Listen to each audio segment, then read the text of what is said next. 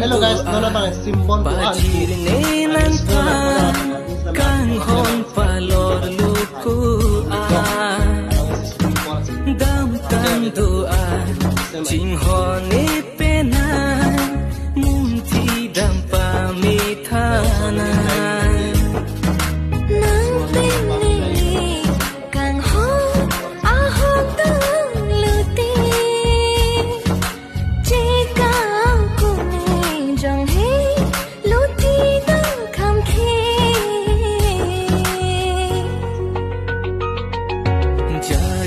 đam đi tao nè